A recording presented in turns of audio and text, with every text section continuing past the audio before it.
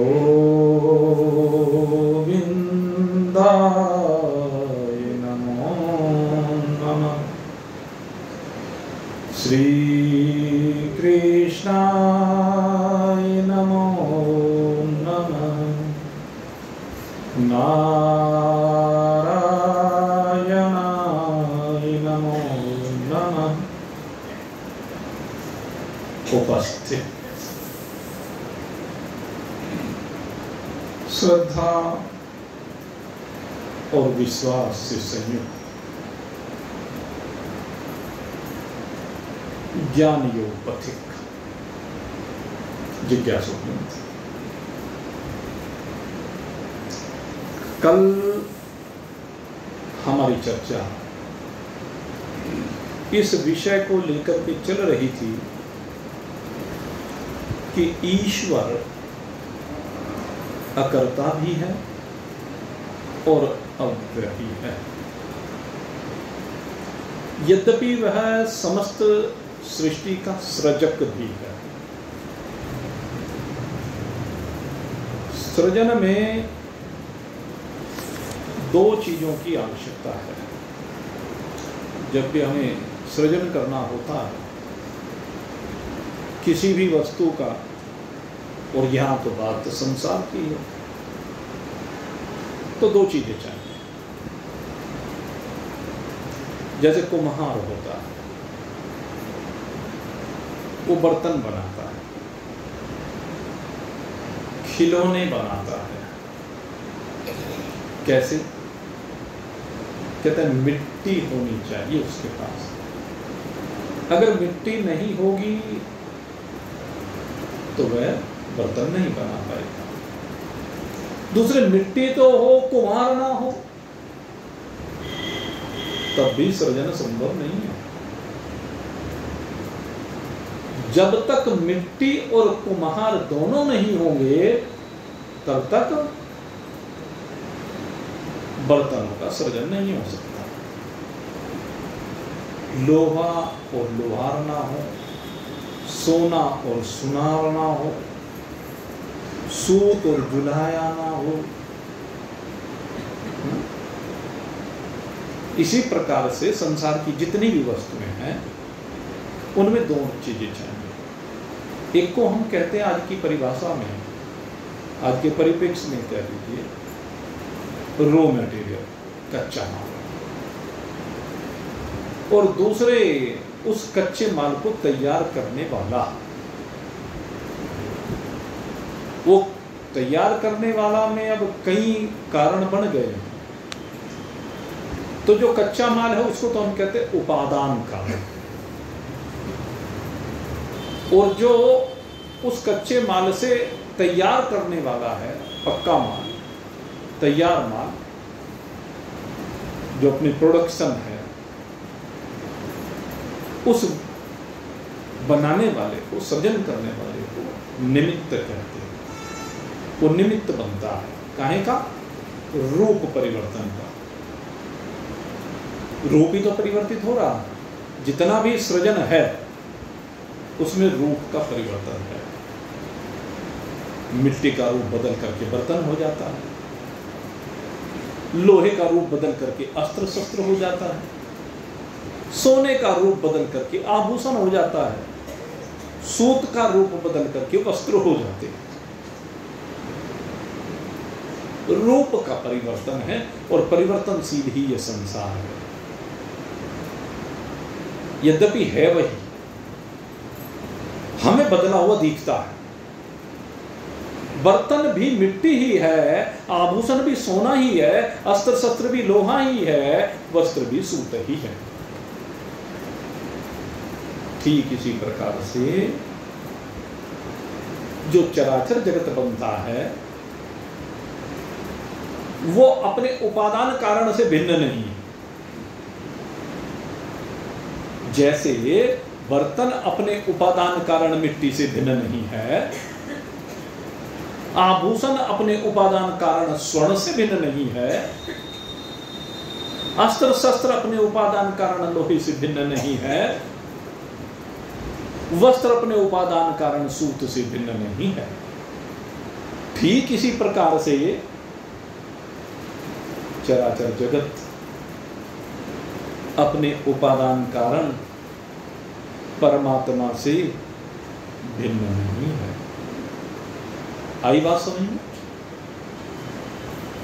जैसे मिट्टी की बर्तन की एकता है, स्वर्ण और आभूषण की एकता है, अस्त्र शस्त्र और लोहे की एकता है, सूत और वस्त्र की एकता है, इसी प्रकार से चराचर जगत और परमात्मा की एकता है, भिन्न नहीं है। उपनिषद के सबसे पहले मंत्र को बहुत गहराई से समझने की आवश्यकता है। ईशावास्यम इदं सर्वम यत् किंचित जगत्याम जगत। कितना गहरा मंत्र है। चराचर जगत एक परमात्मा से भिन्न कुछ भी नहीं है, क्योंकि यहां पर सब कुछ का उपादान कारण परमात्मा ही है। जो भी कुछ बना है परमात्मा ने कहां से प्रकट किया? परमात्मा ने जो भी प्रकट किया वो अपने में से प्रकट किया, अपने से भिन्न कहीं से प्रकट नहीं किया। या दूसरे शब्दों में मैं कहूं, परमात्मा ही सब रूपों में बट गया। परमात्मा भी बट सकता है क्या?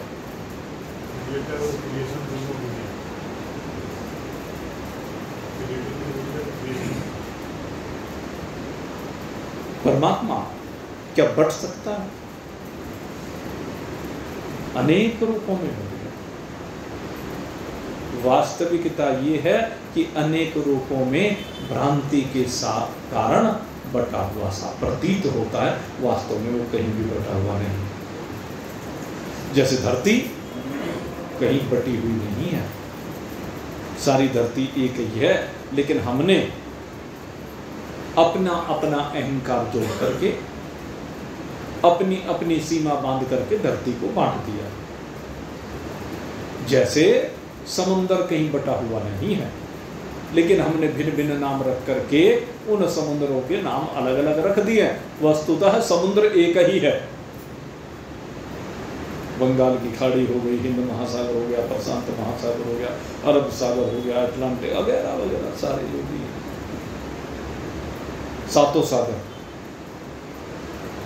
सागर तो एक ही है, सागर भिन्न नहीं है, हमने बांटा।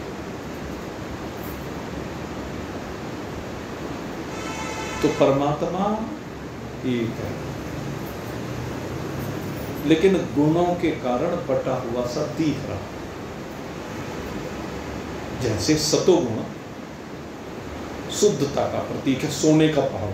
ये क्या है? सतोगुण कैसा लगता है? सोने जैसा लगता है। रजोगुण कैसा लगता है? चांदी जैसा लगता है। और तमोगुण कैसा लगता है? लोहे के जैसा लगता है। ये तीनों एक पिलकाई लिए हुए है, एक सफेदी लिए हुए है, एक रक्तता लिए हुए है, अलग अलग भास रही, लेकिन जब तीनों शांत हो जाते हैं तो तीनों मिलकर के एक हो जाते हैं। भट्टी में तीनों को एक साथ गला दो, तीनों का वर्ण एक हो जाएगा कि नहीं हो जाएगा? निर्गुणता इसी का नाम। जब तीनों गुणों को आप शांत कर दोगे, आप निर्गुणता में आ जाओगे, तब ये रहस्य समझ में आता है कि ईशावास्यम इदं सर्वम यत्किंचित जगत्याम। जगती पर जितना भी जगत है वो केवल ईश्वर स्वरूप है,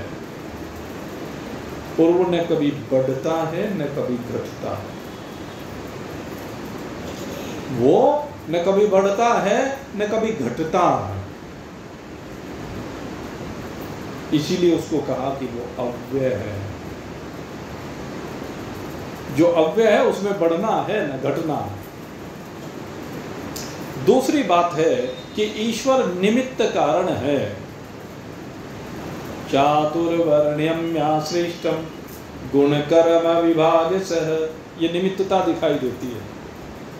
कि जो चारों वर्णों की संरचना हुई है वो गुण और कर्मों का विभाग करके, इसको मैंने बहुत विस्तार से आपको समझा दिया था। गुणों का और कर्मों का विभाग करके जो ये संरचना की गई है चारों वर्णों की, अनेक प्रकार की सृष्टि का सृजन किया गया है। मानवीय सृष्टि, दैविक सृष्टि, दानवीय सृष्टि, प्रजापतियों की सृष्टि, पशु पक्षी कीट पतंग जलचर नभचर थलचर, अनेक त्रियक योनियां, ये सारी की सारी सृष्टि इन गुणों की भिन्नता के कारण से भिन्न दिखाई देती है। और ये ईश्वर का ईक्षण है। ईश्वर का ईक्षण वो हमें भिन्न भिन्न रूपों में दिखाई देता है। इसको हम किस रूप में समझ सकते हैं? जैसे हमारे अंतःकरण का ईक्षण एक ही बात को अलग अलग संबंधियों को अलग अलग प्रकार से निरूपित करवा देता। बात एक ही होती है लेकिन कहने का ढंग बदल जाता है। जब दादा को बात बताई जाती है तो भाव अलग होता है, पिता को बताई जाती है भाव अलग होता है, बेटे को बताई जाती है भाव अलग होता है, भाई बहन को बताई जाती है भाव अलग होता है, चाचा ताऊ को बताया जाए भाव अलग होता है, मामा को नाना को बताया जाए भाव अलग होता है, फूफा को बताया जाए भाव अलग होता है, मित्र को बताया जाए भाव अलग होता है, पड़ोसी को बताया जाए भाव अलग होता है, मित्र को बताया जाए अलग भाव है, शत्रु को बताया जाए अलग भाव है। एक ही विषय को सबको अलग अलग प्रकार से निरूपित किया जाए। जैसा जैसा संबंध हम जोड़ लेते हैं वैसा ही वैसा विश्व का निरूपण हो जाता है, भिन्नता एक ही चीज में। तो ऐसे ही परमात्मा जब ये सर्जन करते हैं तो भिन्न भिन्नता दिखाई देता, और इनमें भिन्नता गुणों की है, गुणों के मिश्रण की भिन्नता है, लेकिन वास्तव में परमात्मा सदा निर्गुण है। परमात्मा में कभी भी कोई गुण नहीं है। ये गुण सगुण साकारता जब प्रकट होती है ईश्वरीय रूप से तो वहां पर ये दिखाई देती है। और वास्तव में ईश्वर भी अव्यय है, और ईश्वर ही क्या बात करें, जीव भी अव्यय है। चिंतन करके देखें।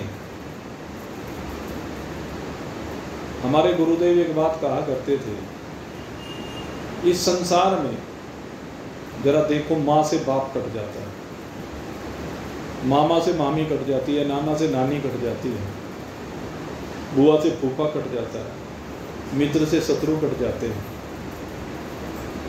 सबको देखिए, एक एक करके सब कटते चले जाते हैं, और आखिर में शेष कौन रह जाता है? एक अकेला तू शेष रह जाता है। इसी प्रकार से यहाँ जो भी कुछ लेकर के आए हो, लाए क्या साथ में कुछ? जब ये शरीर यहाँ पाते हैं तो साथ में कुछ लेकर के नहीं आता जी, और जब यहाँ से जाता है सब यहीं छोड़ के चला जाता है। लेन देन का हिसाब बराबर, यहाँ से न कुछ लेके जाता है न कुछ लेके आया था।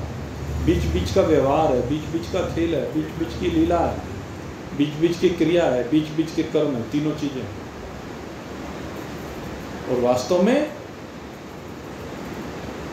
कुछ भी लेना देना नहीं है। तो क्या खर्च किया, क्या अर्जित किया? ये आपकी अव्ययता को प्रदर्शित करता है। आप तो जो के तो रहे, अरे जो इस मनुष्य के शरीर में आया वही मनुष्य के शरीर को छोड़ करके विलग हो गया, वो तो जो का तो रहा। उसमें कभी बालकपन भाषा, कभी जवानी भाषी, कभी बुढ़ापा भाषा, लेकिन वो जो का तो एक रस रहा, वो कभी अदला बदला नहीं। यही अव्ययता है। इस अव्ययता को हमें समझना है, और ये अव्ययता विचार करने से समझ में आती है। भगवान कहते हैं कि ये जो अव्यता है, ये जो अकर्तापन है, जिस दिन इस विषय को समझ जाओगे उसी समय बंधन से मुक्त हो जाओगे। लेकिन ये कब समझ में आएगा? कहते हैं जब कर्मों में आसक्ति नहीं होगी। बंधन का कारण है कर्मों में आसक्ति, बंधन का कारण है मैंपने का भाव, सकामता। जब तक अंदर सकामता बैठी हुई है तब तक बंधन है, और जब सकामता समाप्त हो जाती है तो बंधन मुक्त हो जाता है। क्या कहा भगवान ने? न माम कर्माणि लिम्पन्ति न मे कर्म फले स्पृहा।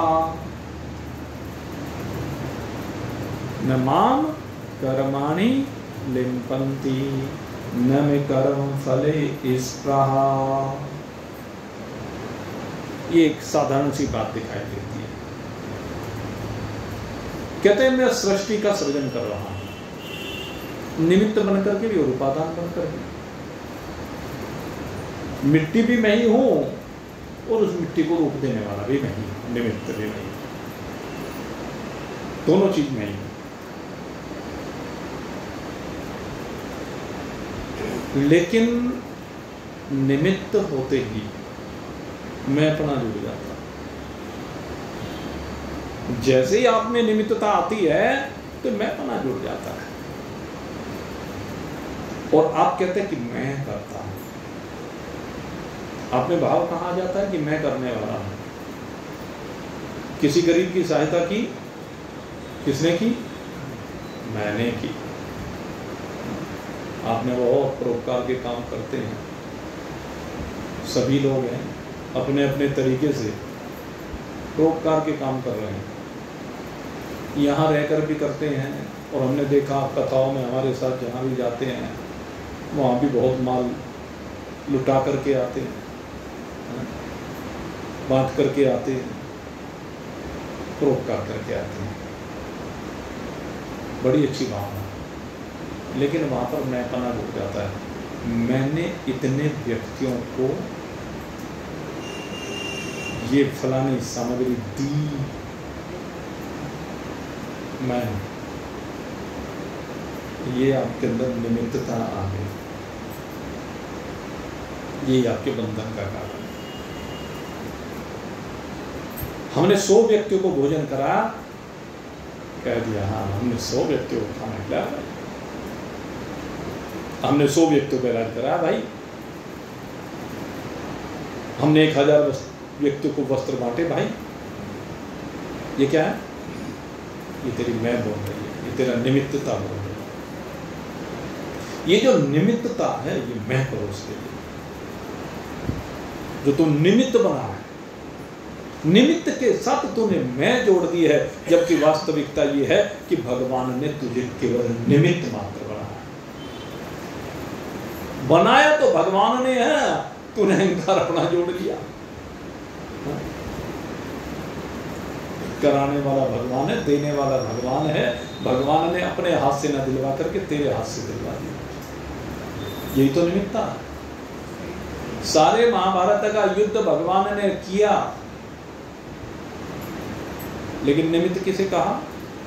निमित्त मात्रेण भव सव्यसाची। अर्जुन को कह दिया कि निमित्त तू बन जा। भगवान कभी अपने ऊपर कुछ नहीं लेते। वैसे तो उसने बबरीक ने कह दिया था, जिसे आप खाटू श्याम कहते हैं, बहुत पूजन चल रहा है आजकल, तो एक नया धाम बन गया है, चुलकाना चिलकाना कहते थे उसे। अब से 5-7-10 साल पहले कोई जानता भी नहीं था कोई रहेगा। और अब तो भाई इतना भारी मेला लगता है, एकादशी के दिन तो बड़ा भारी मेला लगने लगा।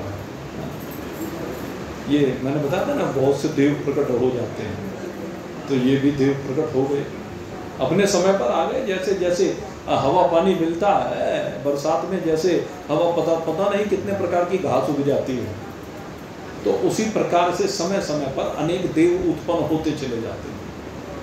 ये बबरीक, ये भी एक बड़ा योद्धा था,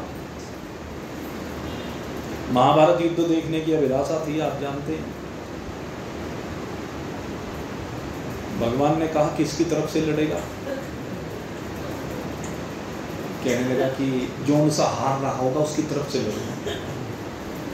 कहने लगे भाई तू ऐसा मत कर, तू भीम का पोता है तो अपने दादा की तरफ से लड़ कि नहीं ना। कहने अच्छा अगर तू लड़ेगा तो क्या करेगा? कहने जिस तरफ से मैं लड़ने लगूंगा उसी तरफ की जय हो जाए। तो मैं इतना शक्तिशाली है, इतना अहंकार है कि नहीं अहंकार नहीं, आप हूं बस ऐसा। कहने लगे अच्छा कुछ दिखा। कहने बोलो क्या दिखाऊं? कहने एक बाण में इस वृक्ष के सारे पत्ते बींध के दिखा दे। कहने ये भी कोई विशेष बात है, ये चुटकी का काम है। और बबरीक ने धनुष पे बाण चढ़ाया और बाण सारे पत्ते बींधता चला गया। बींधने का मतलब समझते हैं? न तो उनको जलाया, समझ लेना बींधने का मतलब क्या था। न तो उनको जलाया न वृक्ष से अलग होने दिया एक पत्ते को, एक पत्ता टूटा नहीं। जैसे सुई से छेद किया जाता है, माला बनाते हैं, इस तरह से हर पत्ते को बींध दिया। और बींधने के बाद भगवान श्री कृष्ण ने एक दो पत्ता तोड़ करके अपने पैर के नीचे रख लिया, तो बाण वहीं आ गया उसको बींधने के भगवान के चरणों। इतना बड़ा महारथी था अर्जुन को। तो हम कहते हैं कि अर्जुन ने घूमती हुई मछली को तेल के कढ़ा में देख करके बाण चलाया था। ये काम भगवान श्री कृष्ण ने भी किया था। भगवान के जो 8 विवाह हुए थे मुख्य, उनमें से एक विवाह में यही शर्त रखी गई थी। वो सत्या, भद्रा, लक्ष्मणा और मित्रवृंदा, शायद भद्रा की बात थी, शायद मेरे से ध्यान नहीं, उनमें से एक पटरानी की बात थी। ये जो शर्त थी कि बस एक, और वहां पर कंडीशन और भी थी। अर्जुन में तो कंडीशन ये थी कि उसमें देखते हुए और तब तीर चलाना था। और यहां कंडीशन भगवान के साथ ये थी कि बस एक बार देख के तीर चलाना है, देखते नहीं रहना। उन्होंने ये कंडीशन रखी थी। और उसी बात को ध्यान में रखते हुए जो पांचाल ने रखी थी शर्त, वही शर्त रखते हुए तो भगवान ने वहां पर उनका पानी ग्रहण किया था इस तरीके से। अब कितना बड़ा धनुर्धर होगा, एक बाण से सारे पत्तों को बींध डाला बबरीक ने। भगवान ने फिर बहुत समझाया, भाई मान जा। कहने लगे ना, कहने तो अच्छा ऐसा है, फिर तो उनके साथ क्या युद्ध करेगा, मेरे ही साथ लड़ ले। युद्ध ही करना तो मेरे साथ कर ले। तो भगवान ने सुदर्शन चक्र चलाया। अब सुदर्शन चक्र के सामने तो कोई भी नहीं टिक सकता। यद्यपि देवताओं की अनेक कथाएं आती है, उनमें एक अंधकासुर हुआ, उसने सुदर्शन चक्र को भी स्तंभित कर दिया था, ऐसी आती है घटना। लेकिन जब मैं भी घटना अपनी जगह यहाँ पर, अब भगवान ने जब सुदर्शन चक्र को आते देखा, हाथ जोड़ ली बबरीक ने। कहने लगे जी ये तो बड़ा गड़बड़ हो गया, मेरी तो बड़ी अभिलाषा थी। कहने बोल क्या अभिलाषा थी? कहने मैं महाभारत का युद्ध देखना चाहता। कहने लगे ठीक है भाई, मैं तेरी इस कामना को जरूर पूरी कर दूंगा। और कहते यहीं पर जो चुलगाना धाम है, मुझे सही तो नहीं पता, लेकिन कहते यही है, यहीं पे उस सर को काट करके लटका दिया आकाश में। कोई कहता है पहाड़ पे रख दिया, हो सकता है उस जमाने में यहाँ पहाड़ हो हालांकि पहाड़ी इलाका तो है नहीं आज, तो उस समय रहा हो, लेकिन कहते हैं कि उसे आकाश में स्थापित कर दिया भगवान ने, और वहां से उसे सारा महाभारत का युद्ध, ये भी एक विज्ञान है। जैसे सैटेलाइट होती है इस तरह से है, भगवान ने उसको इतने ऊपर स्थापित किया जिससे उसे नीचे का सारा दिखता है। अब महाभारत को बहुत ज्यादा दूर तो हुआ नहीं वहां से, जो चुपकाना है यहाँ से महाभारत कुरुक्षेत्र में जहाँ हुआ वो भाई होगा 50-60 किलोमीटर डायरेक्ट, अगर ये देखा जाए। आप जब हवाई जहाज में होते हैं, अनेक लोग हवाई जहाज में बैठे होंगे, हवाई जहाज में बैठकर जब आप देखते हैं ना, तो आपको एक साथ सैकड़ों गांव दिखाई देते हैं। अब सैकड़ों गांव यानी कितनी दूरी तक आप देखते हैं? हवाई जहाज में बैठे बैठे आपको सैकड़ों किलोमीटर तक का दिखाई देता है, ये समझ लीजिए। और हवाई जहाज कितनी ऊंचाई पर होता है? ऐसा ही होता होगा 5-4 किलोमीटर ऊंचाई, तो 10 किलोमीटर होता होगा ज़्यादा से ज़्यादा। हाँ 10 किलोमीटर लगभग, 10 कह लीजिए, 12 कह लीजिए, 12 कह लीजिए, जो भी 10-12 किलोमीटर की ऊंचाई पर जाने के बाद आपको सैकड़ों किलोमीटर का दिखाई देता है, तो भगवान ने इतनी ऊंचाई पे उसका सिर स्थापित कर दिया, ये समझ लीजिए। वहां से उसने सारे महाभारत का हाल देखा, और सारे महाभारत का हाल देखने के बाद जब महाभारत परिपूर्ण हो गया, अर्जुन को, भीम को अहंकार हुआ, तो भगवान से कहने लगे कि मैंने जीता, ढिंग हाथ मांग रहे हैं, ये युद्ध मेरी वजह से जीता गया। भीम कहता मेरी वजह से जीता गया। सब अपने अपने तर्क दे रहे हैं। भगवान से कहने लगे आप ही फैसला करो कौन किसकी वजह से जीता। कहने भाई देख, मैं तो अर्जुन को लेके एक जगह पर था, मैंने तो सारे युद्ध को देखा। कहने आपने नहीं देखा तो फिर किसने देखा? कहने बबरीक ने देखा। उससे पूछ लो। गए उसके पास, कहने भाई बबरीक तूने सारा युद्ध देखा? कहने हाँ भगवान आपकी कृपा से मैंने सारा युद्ध देखा। कहने सारा देखा बिल्कुल? कहने हाँ एक एक घटना को देखा मैं। तो भाई बता दे, इस भीम की वजह से युद्ध जीता गया, अर्जुन की वजह से युद्ध जीता गया, या किसकी वजह से युद्ध जीता गया? कहने प्रभु क्या कह रहे हैं? हे प्रभु आप कह क्या रहे हो? कहने भाई ये कह रहे, इन्हें बता दो कौन सा बड़ा योद्धा है जिसकी वजह से युद्ध जीता गया? कहने योद्धा ये, और सारे उसकी तरफ को रखा। अर्जुन जैसे योद्धा को कह रहा है कि ये योद्धा, भीम को कह रहा है ये योद्धा, काहे के योद्धा?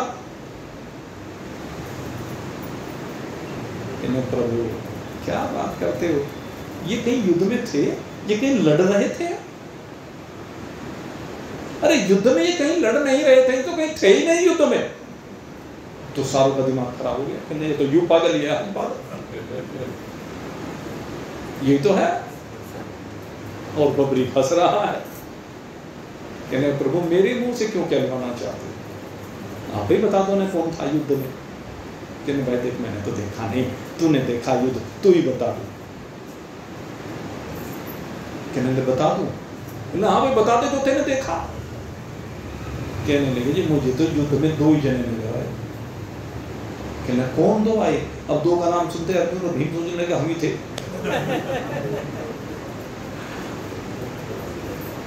कहने कौन थे? हाँ भाई जल्दी जल्दी बता।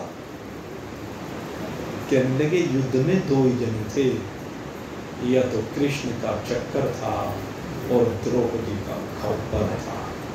यही 2 थे, कृष्ण और द्रौपदी, इनके अलावा कुछ था नहीं। भगवान श्री कृष्ण का सुदर्शन चक्र अर्जुन के गांडीव पर रखे हुए हर बाण के ऊपर विराजमान हो जाता था, तेरी गदा पर विराजमान हो जाता था भीम, वो ही सबको काटता जाता था। और ये द्रौपदी काली है जो खप्पर लेकर के चलती थी, उन कटे हुए के लोगों को पी जाया करती थी। तुम तो कहीं युद्ध में थे ही नहीं, तुम तो केवल निमित्त बनाए गए, मोहरे बनाए गए। तो उसी प्रकार से मेरे मित्रों आप सब निमित्त मात्र हैं। और आप अपना अहंकार पाले फिरते हैं, मैंने ये किया है, मैंने वो किया है। यही करता है हम इतर मन्नते, यह अहंकार है और यही बंधन का कारण है।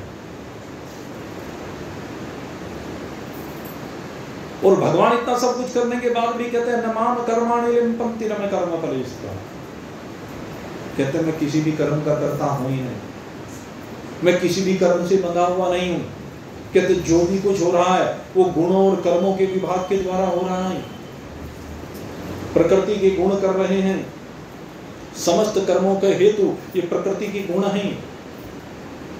मैं इन कर्मों में कहीं लिप्त नहीं हूं। माम कर्माणि लिम्पन्ति, जिन दिव्य कर्मों की बात की है, मैं उपादान रूप से भी और निमित्त रूप से भी जो कारण बनता हूं इस सृष्टि के सर्जन का,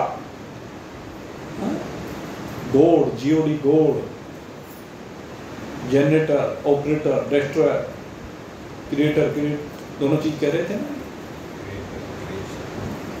क्रिएशन और क्रिएट, सब कुछ। हाँ, मैं होते हुए भी मैं कुछ नहीं, मैं कुछ करता नहीं हूं, न मुझ में कुछ होता है, मैं सदा एक रस रहता हूं। स्वप्न का संसार कुछ है ही नहीं, उसी प्रकार से जागृत का संसार भी कुछ है ही नहीं। जागने के बाद जागे हानि न लाभ कछो, तिनि प्रपंच जिय जान। जागने के बाद हानि और लाभ कुछ होता ही नहीं है। जो के त्यों जन्म के साथ सोचा कि बहुत मान लेकर के गए आए हैं, और मृत्यु के साथ सोचा कि आज से बहुत माल लेकर के जा रहे हैं या बहुत छोड़ करके जा रहे हैं। वास्तव में न कुछ लेकर आए न कुछ छोड़ करके जा रहे, न लेकर जा रहे न लेकर आए थे। सब यहीं का यहीं खेल चल रहा, परिवर्तन हो रहा। और जो इस बात को जान जाता है, न माम कर्माणि लिम्पन्ति न मे कर्म फलेषु इति माम यो अभिजानाति। कहते जो इस प्रकार से जान लेता है, मेरे इस कार्य को समझ लेता है और अपने आप को भी इसी रूप में जान जाता है। अपने आप को किस रूप में जाना है? न माम कर्माणि लिम्पन्ति, कि जितने भी कर्म हैं मैं किसी से भी चिपका हुआ नहीं हूं। सृजन से लेकर के विनाश तक किसी भी कर्म से मैं चिपका हुआ नहीं हूं। सृजन, पालन, विनाश, मैं तीनों से परे हूं। न माम कर्माणि लिम्पन्ति न मे कर्म फलेषु, ये दो पॉइंट है।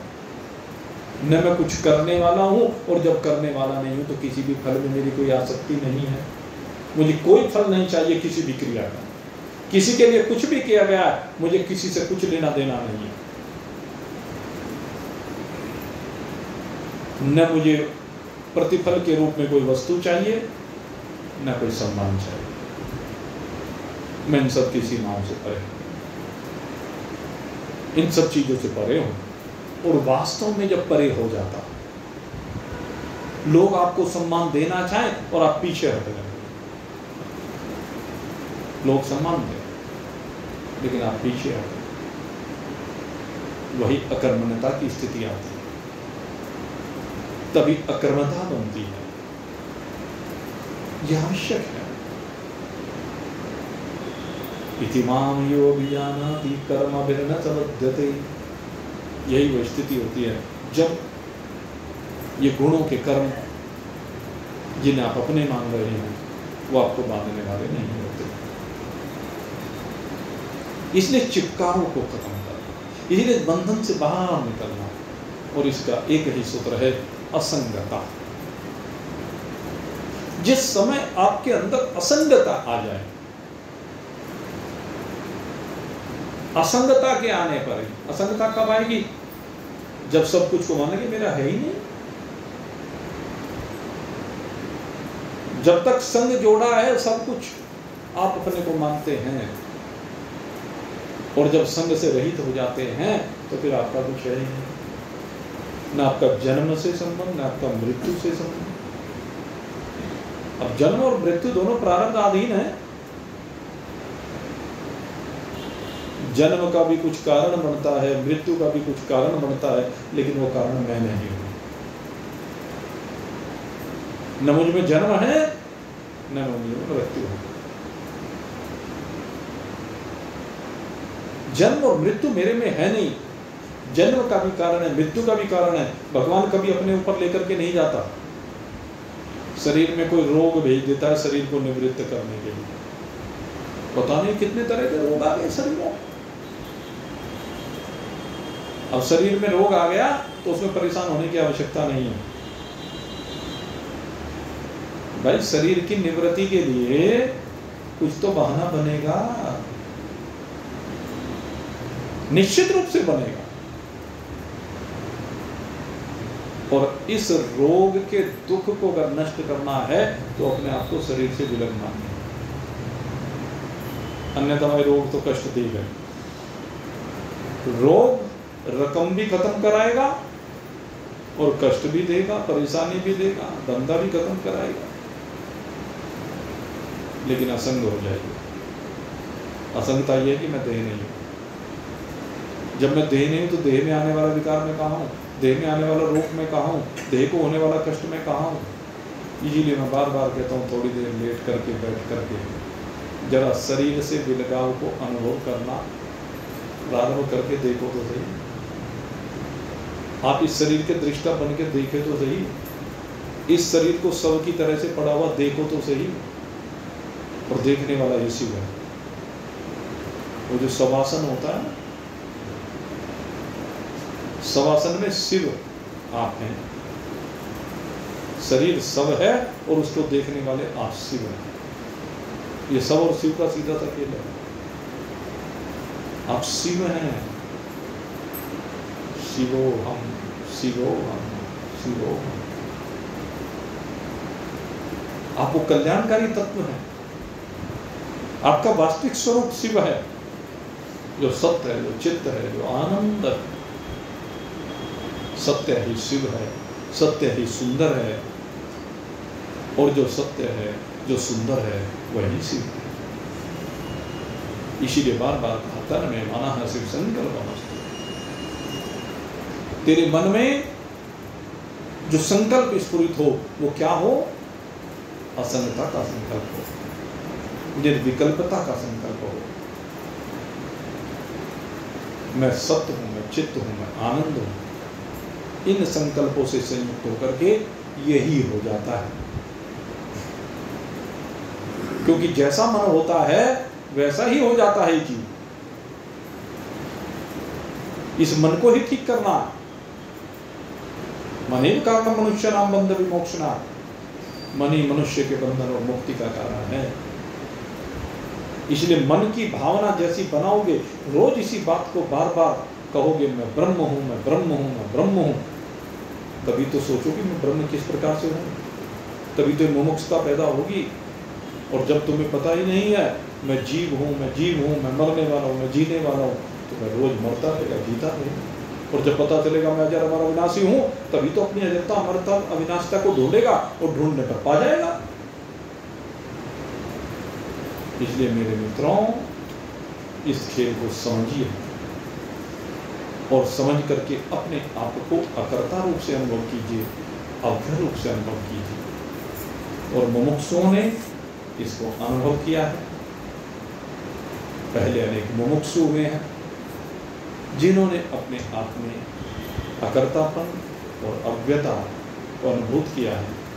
कल भगवान इसी बात की चर्चा अगले श्लोक में करने जा रहे हैं। तो कल फिर आपकी सेवा में 8 बजे उपस्थित होंगे। और कल जो संस्था का कार्यक्रम होता है द्वादशी का, अन्नपूर्णा माता का प्रसाद का, वो ठीक 12 बजे लाले जी की दुकान पर प्रारंभ होगा। सभी लोग सादर निमंत्रित। बोलिए सच्चिदानंद भगवान।